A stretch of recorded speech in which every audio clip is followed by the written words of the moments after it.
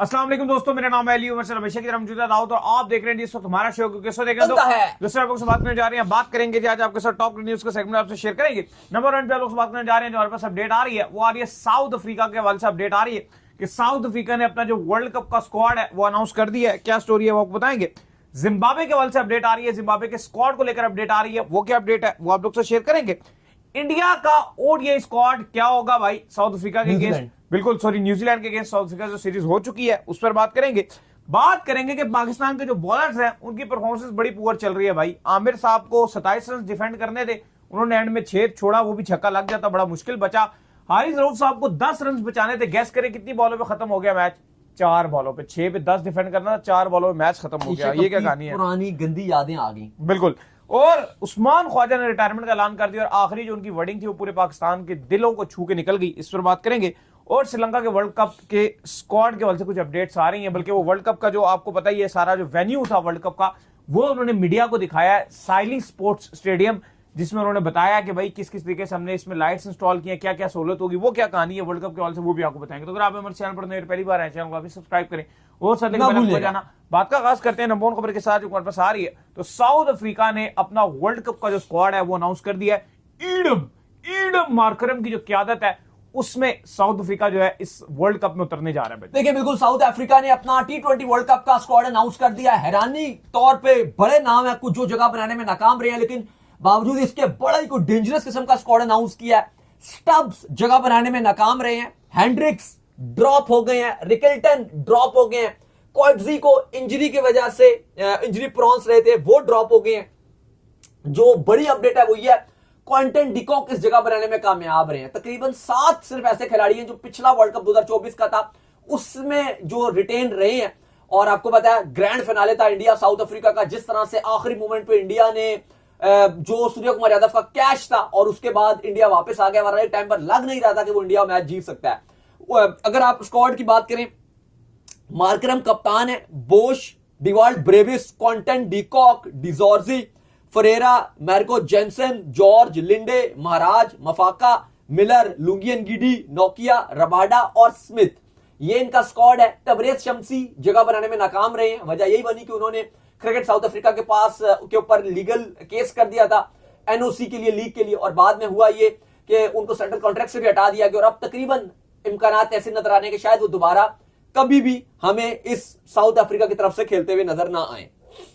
बिल्कुल जी, जिम्बाब्वे। खैर इसके बाद जो अपडेट आ रही है जी वो आ रही है जिम्बाब्वे के हवाले से अपडेट आ रही है, और अपडेट आ रही है वर्ल्ड कप के हवाले से। तो जिम्बाब्वे ने भी जो अपना वर्ल्ड कप का स्क्वाड है वो सिकंदर रजा की जो क्यादत है उसमें अनाउंस कर दिया है, और जो वर्ल्ड कप इंडिया और श्रीलंका में खेला जाएगा इसमें जिम्बाब्वे भी जो है वो आ रही है भाई।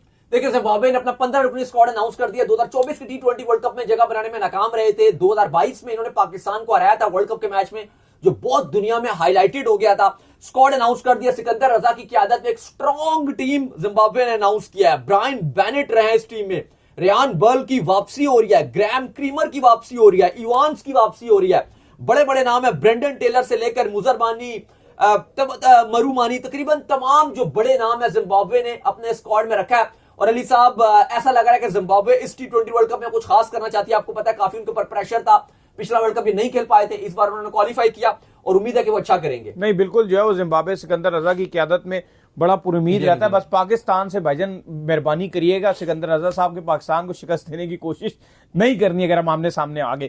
खैर इसके बाद जो अपडेट आ रही है वो आ रही है इंडिया के स्क्वाड को लेकर। तो इंडिया आपको पता है कि अब जो उनकी सीरीज होने जा रही है वो न्यूजीलैंड के साथ होने जा रही है, जहां पर T20s भी खेले जाएंगे, ओडीआई भी खेले जाएंगे। क्या स्क्वाड होगा जी ओडीआई का? देखिए स्क्वाड की अगर आप बात करें तो सिलेक्शन कमेटी ऑलरेडी मीटिंग कर रहा है। आपको पता है कि जब आपको बता चुके हैं और आपने सुन भी लिया होगा कि फैसला किया गया कि T20 वर्ल्ड कप के चलते जो न्यूजीलैंड के साथ ओडीआईस हैं उसमें हार्दिक पांड्या और जसप्रीत बुमराह को रेस्ट करवाया जाएगा। T20 में होंगे और एक अच्छा फैसला है, बेहतरीन फैसला है। लेकिन अब इस ओडीआई टीम में बड़ी तब्दीलियां हो रही हैं। जो साउथ अफ्रीका से खेली थी, इंडिया जीत गई थी, एक मैच हारी थी, जहां पे सवाल उठा था कि इंडिया के पास हार्ड हिटर्स की कमी थी।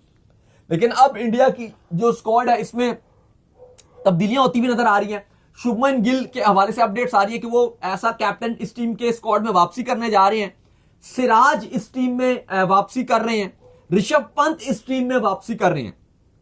स्क्वाड सुन लीजिए, शुभमन गिल कप्तान, विराट कोहली, इवन गौतम गंभीर ने रिक्वेस्ट की थी बीसीसीआई से इनको रेस्ट करवा दिया जाए। इस सीरीज में हम यंगस्टर्स को ट्राई करें, लेकिन बीसीसीआई ने उनकी ये रिक्वेस्ट रिजेक्ट कर दी, ये कहकर कि विराट कोहली इस टाइम सुप्रीम फॉर्म में है और स्टिल हमारा पोस्टर बॉय वही है, और अगर वो इतनी अच्छी फॉर्म में है, हम नहीं चाहेंगे कि फजूल में उनको ड्रॉप करके हम एक ऐसा प्रेशर क्रिएट करें और उसकी फॉर्म भी चली जाए। तो गौतम गंभीर की जो रिक्वेस्ट थी विराट कोहली को ड्रॉप करने की या रेस्ट करवाने की, वो रिजेक्ट कर दी गई। रणजी ट्रॉफी में भी, सॉरी, जो विजय हजारे ट्रॉफी है वहां भी उनकी शानदार फॉर्म चल रही है। विजय हजारे ट्रॉफी में अभी साउथ अफ्रीका के अगेंस्ट ऑलमोस्ट 3 सेंचुरियां वो मार ही गए थे। शुभमन गिल के बाद विराट कोहली, रोहित शर्मा, ऋतुराज गायकवाड़ साउथ अफ्रीका के अगेंस्ट अच्छा खेले थे, जगह बनाने में कामयाब रहे हैं।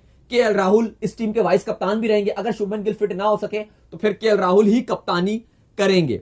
तिलक वर्मा, इसके बाद अक्षर पटेल, वॉशिंगटन सुंदर, रविंद्र जडेजा, हर्षद राणा, मोहम्मद सिराज, अर्शदीप सिंह, कुलदीप यादव, प्रसिद्ध कृष्णा, जायसवाल और ऋषभ पंत। तो ये इंडिया का स्क्वाड है अगेंस्ट न्यूजीलैंड जो ओडीआई का होगा। फिर आपको पढ़ के बता देते हैं, शुभमन गिल कप्तान, विराट कोहली, रोहित शर्मा, ऋतुराज गायकवाड़, केएल राहुल वाइस कप्तान भी हो सकती है, कैप्टन भी हो सकती है, depend on fitness Shubman Gill की। तिलक वर्मा, अक्षर पटेल, वॉशिंगटन सुंदर, रविंद्र जडेजा, हर्षद राणा, मोहम्मद सिराज, अर्शदीप सिंह, कुलदीप यादव, हर्षद आपका प्रसिद्ध कृष्णा, जायसवाल और ऋषभ पंत। ये अली साहब इंडिया का स्क्वाड, और ऐसा लग रहा है कि तगड़ा स्क्वाड इंडिया ने अनाउंस किया है अगेंस्ट न्यूजीलैंड।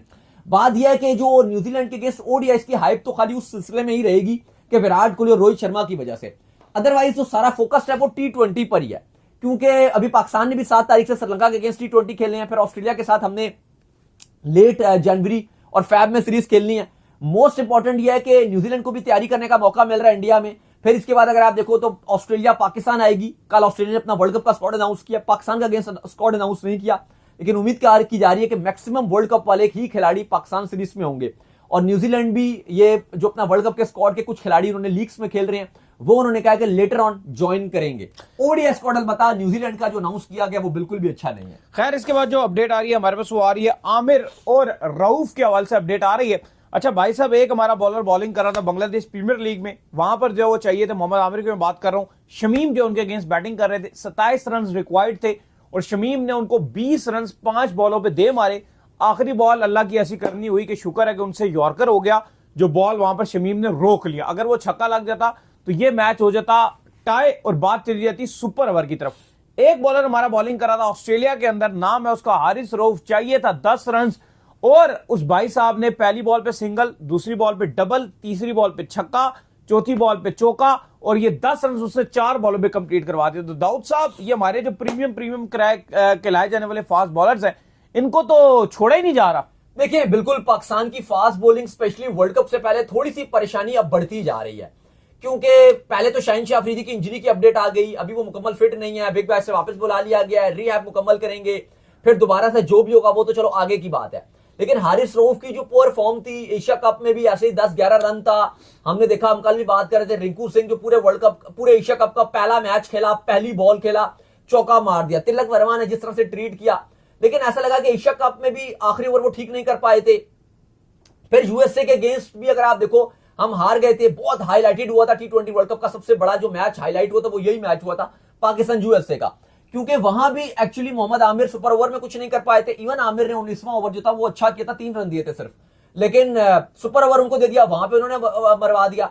और हारिस रऊफ ने जो 20वां ओवर डाला वहां पे सुपर ओवर तक बात ले गए, तो ये दोनों कसूरवार थे। और आज भी हारिस रऊफ ने 10 ओवर में बिग बैश में नहीं बचा सके और मोहम्मद आमिर कल 27 रन ऑलमोस्ट चेस करवा गए थे। इवन उन्होंने पहला ओवर मिडन फेंका, 3 ओवर में सिर्फ 10 रन दिए हुए थे और आखिरी ओवर में 20 रन दिए। ठीक है, शमीम की फॉर्म भी अच्छी चल रही थी, लेकिन थोड़ा सा सवाल उठ रहा है पाकिस्तान की फास्ट बॉलिंग में। चलो, आमिर तो वर्ल्ड कप के स्क्वाड का पार्ट नहीं है, लेकिन हारिस रऊफ तो पार्ट है।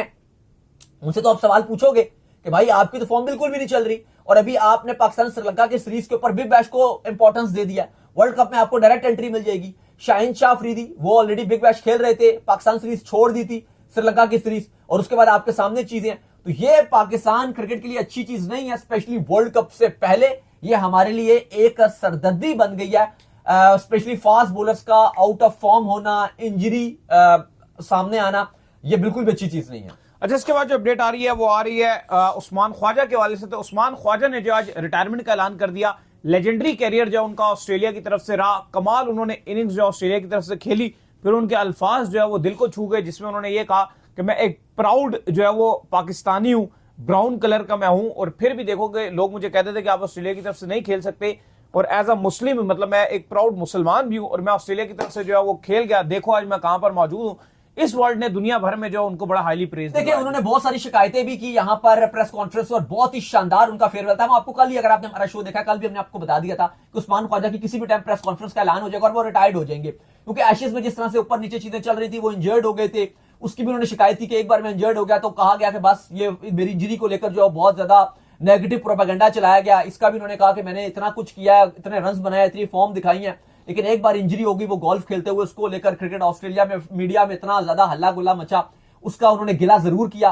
लेकिन उन्होंने कहा कि लोग फिर भी कहते थे कि ये पाकिस्तानी मुस्लिम है, इसकी पता नहीं ऑस्ट्रेलियाई टीम में जगह बनेगी नहीं बनेगी, लेकिन देखो मैंने कर दिखाया, मैं ऑस्ट्रेलियाई टीम में था और आज मैं इस मुकाम पर खड़ा हूं कि ऑस्ट्रेलिया के टॉप 14 टेस्ट के जो बेस्ट बैट्समैन है उनमें इनका नाम है। Ponting, Steve Waugh, Bradman, Ricky Ponting, Clarke, David Warner, Steve Waugh, Mark Waugh, Allan Border. अगर आप उस लिस्ट में देखते हो तो टॉप 14 में माइक हसी का भी रिकॉर्ड तोड़ देंगे। 30 रन अगर और बना देंगे, इन्होंने 87 टेस्ट मैचेस में 6206 रन बनाए हैं 43 प्लस की एवरेज से। तो ख्वाजा ये कहते हैं कि इस सब के बावजूद मैंने खेला, और उन्होंने शुक्रिया अदा किया अपने टीम मेट्स का, ऑस्ट्रेलिया का। उन्होंने इमिग्रेशन के ऊपर भी बात की कि आपको पता है कि मेरी जो वाइफ है वो गोरी है, ऑस्ट्रेलियाई नेशनलिटी की है, मैं खुद पाकिस्तानी था, लेकिन अब मेरे 2 बच्चे हैं, वो हाफ जाहिर है ऑस्ट्रेलियन है, हाफ जो है वो मेरे से बिलोंग करते हैं। लेकिन उन्होंने कहा कि अभी भी लोग इमिग्रेशन की बात करते हैं एशियंस को लेकर, तो ये बड़ी चीज चुभती है। कहीं ना कहीं आपको पता है कि इंडिया में भी, इंडिया के जो स्पेशली ऑस्ट्रेलिया में रहते हैं उनको लेकर बहुत ज्यादा रेसिज्म होता है। पाकिस्तानियों को भी होता है लेकिन थोड़ा है, क्योंकि इंडियन ज्यादा है, तो रेसिज्म इंडियंस के साथ ज्यादा होती है ऑस्ट्रेलिया में। तो कहीं ना कहीं उन्होंने, क्योंकि एक्चुअली ब्राउन को लेकर होती है, तो इंडियंस को और टोटल ओवरऑल अगर आप देखो तो एशियंस को लेकर उन्होंने एक बहुत ही अच्छा मैसेज दिया, स्पेशली ऑस्ट्रेलिया के अंदर। और ये बात बताई है कि भाई जो ब्राउन लोग हैं उन्होंने भी ऑस्ट्रेलिया की लिए काफी खदमात की है, स्पेशली जो वहां पे रहते हैं। बड़े बड़े मैच जीते हैं उस्मान ख्वाजा, बिल्कुल। और सिडनी टेस्ट मैच अब उनका आखिरी टेस्ट मैच होगा और उसके बाद वो रिटायरमेंट का ऐलान कर देंगे। बिल्कुल जी।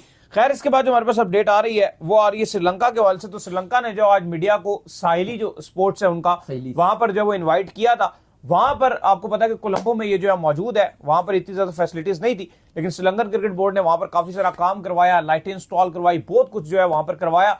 तो तमाम तर चीजों को जो है उन्होंने सबके आगे रखा, जो वहां पर जो है नुमाइंदगान मौजूद थे, और उनको दिखाया कि देखिए हमने क्या कुछ किया। देखिए बिल्कुल, आज श्रीलंकन क्रिकेट बोर्ड ने मीडिया को बुलाया हुआ था सैली स्पोर्ट्स क्लब, जो कि पहला मैच होस्ट करेगा पाकिस्तान और नीदरलैंड का वर्ल्ड कप का, सुबह 10:30 बजे। कोई टाइम नहीं है, सुबह 10 बजे आप मैच रख रहे हो T20 का। एक मैच रखो, एक दिन में बहुत हो गया तो 2 रख लो। ये क्या तरीकेकार है कि डेली 3 मैच चल रहे हैं। बिग बैश में अभी तक 1 मैच होता है डेली। आईपीएल में भी ऐसा नहीं होता कि सुबह 10 बजे आप खिला रहे हो, सिर्फ वीकेंड में चलो मैच रख देते हैं, वरना तो 1 मैच होता है एक। ये कोई तरीकेकार नहीं है कि आपने 2-3 मैच एक दिन में रखे हुए हैं। बहरहाल इस स्टेडियम में तो फ्लड लाइट्स भी नहीं थी, आज वो भी इंस्टॉल हुई थी, मीडिया को दिखाया गया। 650 जो एलईडी बल्ब्स हैं वो इंस्टॉल किए गए हैं, बड़ी बड़ी फ्लड लाइट्स हैं। फिर जो कमेंट्री बॉक्स है वो इंक्रीज किया गया, ब्रॉडकास्टिंग का जो आप कह लो कि जो रूम होता है उसका व्यू बेहतर किया गया है, जो आपके प्लेस का ड्रेसिंग रूम है वो रेनोवेट किया गया है। इसके अलावा जो काफी सारा जो ऑफिशियल्स हैं, match referee, third umpire, anti corruption unit का जो रूम है वो नए बनाए हैं। तो सारी उन्होंने जो रिपोर्ट है वो मीडिया को दी, उनको विजिट भी कराया गया। और पहला ये है, लेकिन अभी भी काम मुकम्मल नहीं हुआ, कहा जा रहा है कि जल्द ये खत्म हो जाएगा काम और श्रीलंका T20 वर्ल्ड कप के लिए पूरी तरह तैयार हो जाएगा। तो चलिए, उम्मीद करते हैं आज का हमारा शो आपको आएगा पसंद। वीडियो को लाइक कीजिए, हमारे चैनल को सब्सक्राइब कीजिए, साथ ही बेल आइकन को बजाइए, एक और काम कर लीजिए, वे कर लीजिए, हमारे फेसबुक को फॉलो कीजिए, लिंक डिस्क्रिप्शन में। अल्लाह हाफ़िज़।